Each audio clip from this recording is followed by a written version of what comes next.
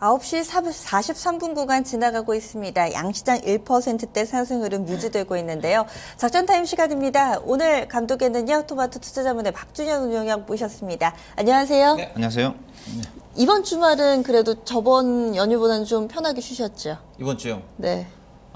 최악인 한 주였죠. 왜 그러셨어요? 지난 주말에 주가 폭락했는데 주말에 편히 보낼 수가 있겠습니까? 그런데 미국이랑 예. 국제유가가 상승하는 거 보고 저는 그래도 토요일을 좀 낫더라고요. 그렇지는 않습니다. 그러세요? 전혀. 제 증권 25년 동안 네. 주식시장에 머물러 있는데 가장 힘든 아직 주말이었던 여파가 것 같습니다. 계속해서. 개인적으로 주말에 강연회도 있었지만은 네. 힘들었던 주말이었던 것 같습니다. 네. 이제 이번 주 서서히 나아지겠죠. 오늘은 좀 분위기가 괜찮아져서 작전 타임 어떻게 좀 잡으셨는지도 궁금해요. 작전명 어떻게 잡으셨어요? 상당히 어렵습니다. 네. 어려울 때 우리가 하는 말 있죠. 기본에 충실하다. 충실하라. 그렇던 얘기를 좀 많이 하는데. 네. 그래서 오늘 시장의 작전명은 주가라는 것 자체는 기업의 내재 가치가 반영된다는 측면에서 주가 이꼬르 기업의 내재 가치로 잡아봤습니다. 네. 이유도 함께 좀 이야기를 해주신 것 같은데요. 네. 그럼 이에 따라서 어떤 체크포인트 우리가 봐야 될지 좀 살펴보겠습니다. 오늘의 체크포인트 3가지로 정리해봤는데요. 일단은 밸류에이션 그리고 악재가 지금 호재에서로 넘어간다 이런 얘기인 것 같은데 저희가 추가 설명 듣겠습니다. 이어서 장기 박스권 저점입니다. 첫 번째로 밸류에이션이라는 체크포인트인데요. 어떤 내용인가요? 우리가 이제 어려울 때 기댈 언덕을 찾아야 되지 않습니까? 방향을 잡기가 어렵습니다. 정말로 시장의 지수 예측도 정말 어렵고 이럴 때 우리가 이제 그래도 의지할 수 있는 부분 자체는 기업의 가치거든요. 주가는 단기적으로 예측하기가 정말 어렵습니다. 어떻게 변동성에 따라 시장의 투자 심리 악화에 따라 가지고 상당히 변동성이 크게 좌우되는 거니까.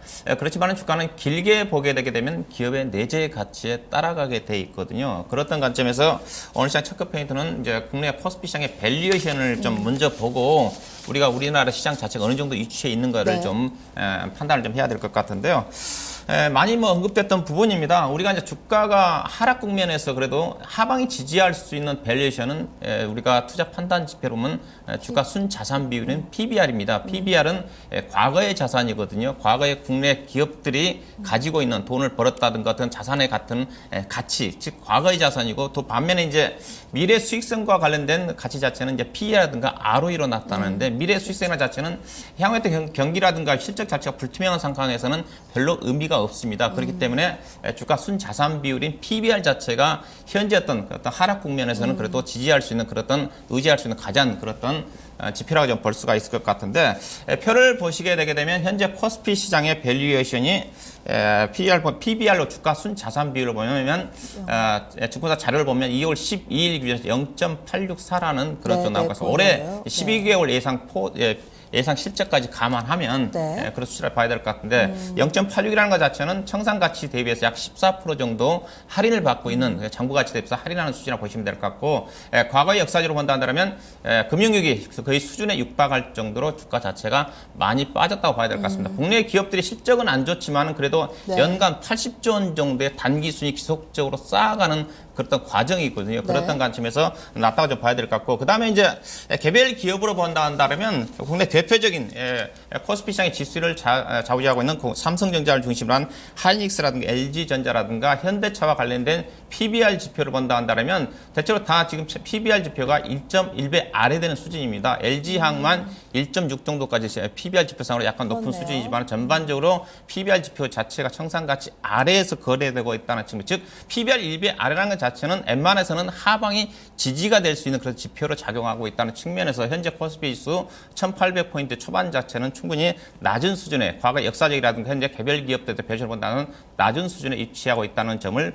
우리가 알아둘 필요가 있을 것 같습니다. 빠질 만큼 빠졌다. 약간 바닥에 대한 근거로 이렇게 제시를 해주신 것 같은데 두 번째, 악재에서 호재. 어떤 키워드죠? 일단은 현재 시장 자체가 악재만 시간이 빠질 때는 악재밖에 보이지가 않습니다. 그렇지만 또 악재 속에서 가려진 이면의 어떤 호재성 부분도 우리가 충분히 볼 수가 있는 그런 부분이라는 관점에서 악재 속에서 호재를 좀 보자는 측면에서 두 번째 체크 포인트를 제가 잡았다는 봐야 될 것 같고요. 일단은 전반적으로 악재가 좀 노출되고 있지만 이런 악재 국면 속에서는 항상 주식시장 자체가 위기 자체가 또 기회로 작용하는 경우가 많습니다. 위기감이 불거지다 보면 글로벌 시장에 대한 중앙은행들 중심의 정책 공조가 좀 빠르게 진행이 좀 되고 있고, 물론 일본 중앙은행의 어떤 마이너스 정책 금리 자체가 최근에 들어서 약간의 부정적인 측면으로 좀 반영이 되고 있지만은, 그렇지만 전반적으로 글로벌 중앙은행 중심으로 해서 경기 부양에 대한 강한 의지가 나타나고 있는 부분이라 좀 보시면 될 것 같고, 유가 부분 자체도 유가 많이 떨어지다 보니까 오페크를 중심으로 해가지고 감산 논의가 진행되고 있듯이, 네. 이런 부분들 악재 부분 자체가 호재로 전개되고 있는 부분을 좀 보셔야 될 것 같고요. 표를 보시게 되게 된다면 두 가지 측면을 좀 보시면 일단은 보시면 될 것 같습니다. 달러 인덱스 자체가 지금 많이 떨어지고 있지 않습니까? 약세를 전환이 됐고, 그다음에 엔화 부분 자체가 초강세로 진행이 되고 있는데, 분명히 달러 인덱스 부분 자체는 국내 시장의 더 긍정적인 요인입니다. 국내뿐만 아니라 신흥시장 쪽에 어떤 신흥국의 통화에 어떤 안정을 찾을 수 있는 그런 부분이라고 볼 수가 있을 것 같고, 달러 인덱스 자체의 양세를 보인다는 자체는 유가를 중심으로 국제 상품 가격 자체가 상승세로 반등할 수 있는 그런 모멘트로 정해되고 있다고 봐야 될 것 같고, 그다음에 엔화의 어떤 강세 부분 자체에서 유가라서 일본 주식시장 빠졌지만 상대적으로 엔화 강세 부분 자체는 국내 주요 산업들에 대한 긍정적으로 작용할 수 있다는 부분으로 본다면, 엔화 강세 때문에 일본 주가의 하락이 전반적으로 글로벌 증시의 어떤 폭락 요인으로 작용을 했지만은 단기적인 그런 부분, 길게 본다는 엔화 강세 부분 자체가 주요 산업들에 대한 그래도 국내 경제 주요 산업들에서 긍정적인 영향을 미칠 수 있다는 부분을 보신다는, 단기적인 어떤 금융시장 불안 부분 자체는 지나가 본다, 중기적으로 본다는 이런 부분들이 긍정적인 요인으로 해석될 수 있는 그런 가능성도 있지 않겠는가 해석해 볼 수가 있을 것 같습니다. 그리고 마지막 키워드가 장기 박스권 저점입니다. 그동안에 장기 박스권 저점이 어느 정도 수준이에요? 예, 일단은 우리나라 시장의 표를 보시게 되게 되면 모든 악재들이 노출될 때가 거의 1800포인트, 현재 지수대가 박스권의 저점입니다. 2012년도 이후에 우리나라 코스피 시장의 어떤 박스권 밴드를 본다 하더라면 대체적으로 1800포인트대와 가장 높게 올라서 2200포인트 정도 되는데, 대체적으로 장기 박스권의 저점이 1800과 2100이고, 그 다음에 그 중간 단계를 본다 한다면 1850과 2100포인트 사이에서 유지가 되고 있다고 보시면 될 것 같습니다. 2012년도 같은 경우는 1800포인트가 내려올 때 시점 자체는 유럽발 이제 금융위기가 작용했던 거고, 그 다음에 2013년도에 1800포인트 때는 미국의 신용등급 강등이 영향을 미쳤던 것 같고요. 작년도에 1800포인트 8월 달에 나왔지 않습니까? 그때는 네. 미국의 9월 달 금리 인상 시점과 그 다음에 중국의 위안화 평가 절하 부분 자체가 악재로 작용을 하면서 1800포인트가 나왔다고 봐야 될까. 현재 또 1800포인트도 여러 가지 현재 어떤 나올 수 있는 모든 악재들이 노출되면서 나왔던 1800포인트 악재라는 관점에서 우리나라 시장 자체는 여전히 시장 자체는 장기 박스권입니다. 주가가 올라가기도 쉽지 않는 그것도 수익성 지표 구조고, 또 반면에 조금 전에 PBR 지표상으로 0.9배 정도, 1배 아래 되는 수지가 1800포인트라는 측면에서 상방과 하방이 제한적인 그런 부분이기 때문에 투자를 하는 입장에서 본다 한다면 주가 저점에서 사야 되는 거지, 주가가 올라간 국면에서는 주가 수익내기 어렵다는 관점, 주가 현재 어떤 장기 박스권의 하단 부분 자체는 여러 가지 재반 악재가 반영된 그런 부분이라는 측면에서 기업의 어떤 국내 시장의 또 밸류에이션이라든가 국내 기업들에 대한 밸류에이션 믿는다는 충분히 저점에서 접근해 볼 수 있는 그래서 장기 박스권의 하단에 대한 신뢰는 충분히 가능하지 않겠는가 저는 판단하고 있습니다. 그러면 이제부터는 현금화 전략이 아니라 주식을 서서히 사모아야 할 시점으로 보시는 거세요? 예, 일단은 길게 본다 한다면 장기 박스권의 하단에서는 어김없이 악재들이 반영된 상태에서 반등이 나왔던 그런 학습 효과를 본다 한다면 충분히 저점에서 매수를 해야 되는 그런 좀 구간으로 좀 보시면 될 것 같고요. 일단은 전략으로 말씀드리면 단기적으로 일단 변동성 구간입니다. 아직까지 재반 악재들이 진행되고 있는 구간이고, 일부 악재들은 이제 정점을 지나가고 있는 부분인데, 그런 부분 때문에 약간의 변동성이 나올 수 있는 부분이 있겠지만, 변동성을 통해 점차적으로 변동성이 완화가 좀 되면서 서서히 제한적인 반등을 모색하는 그런 국면으로 전개되지 않겠는가. 그렇던 관점에서 추가 하락 시 추경 매도보다는 오히려 저점에서 분할 매수하는 그런 관점에서 대응하는 전략이 네. 필요하지 않겠는가. 그렇게 좀 말씀을 드려야 될 것 같고요. 일단은 변동성 구간이기 때문에 매매를 한다 한다면 일단은 방어적인 측면에서 일단 접근을 좀 하셔야 될 것 같습니다. 네. 지난번에 제가 어떤 방어적인 측면에서 내수 관련 섹터를 제가 많이 강조해 드렸었는데, 지금은 이제는 환경 자체가 조금 바뀌었습니다. 환율 부분도 상승하고 있고, 네. 엔화도 어떤 강세를 보이고 있는 그런 부분이기 때문에 네. 저밸류, 즉 PBR 지표가 낮은 종목들이 하방이 지지가 될 수 있는 어느 정도 상대방 네. 안전판 역할을 하고 있다는 측면에서 가치주 중심의 저 PBR 종목 중심의 어떤 일반 관련 종목들이 철강이라든가 건설이라든가 조선이라든가 그렇던 관련 종목들이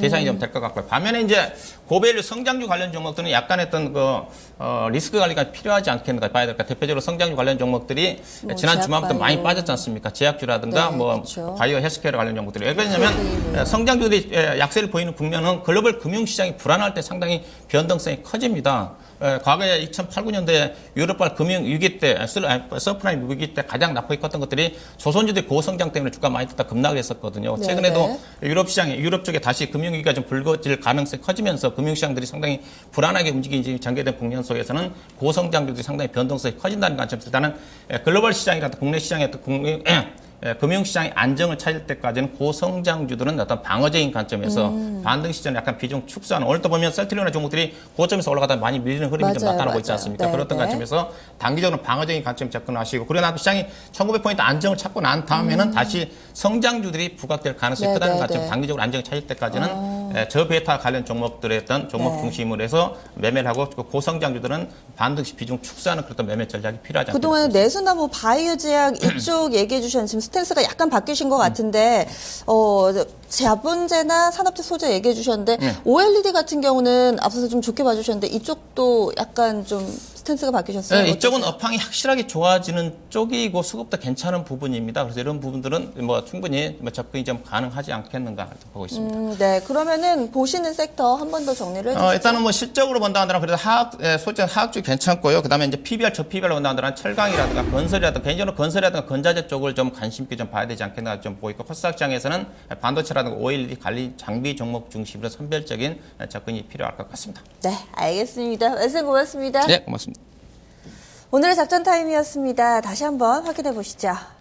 작전명은요, 이 주가는 결국에는 기업의 내재 가치를 따라간다라는 큰 전자에서 저희가 좀 구성을 해봤습니다. 변동성 장세 얘기는 맞는데요. 이 부분이 서서히 완화될 것이라는 판단이었고요. 추격 매도보다는 이제는 중장기적인 관점에서 서서히 매수해 갈 만한 시점으로 판단했습니다.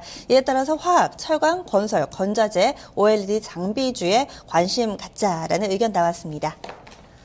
아무래도 마의 구간대 10시가 서서히 가까우면서 공포감이 서서히 들이오고 있습니다. 양시장 상승폭을 빠르게 반납하면서 어느덧 코스닥 지수가 0.43% 정도 상승에 그치고 있는 모습인데요. 서서히 주의하셔야겠습니다. 그럼 저희가 지금까지 전달해드린 내용은요, 투자 판단에 대한 도움말 드렸고요. 하지만 이 부분이 종목의 상승과 하락을 보장하지는 않는다는 점 추가로 말씀드리면서 여기서 인사드리겠습니다. 함께해 주신 여러분 고맙습니다.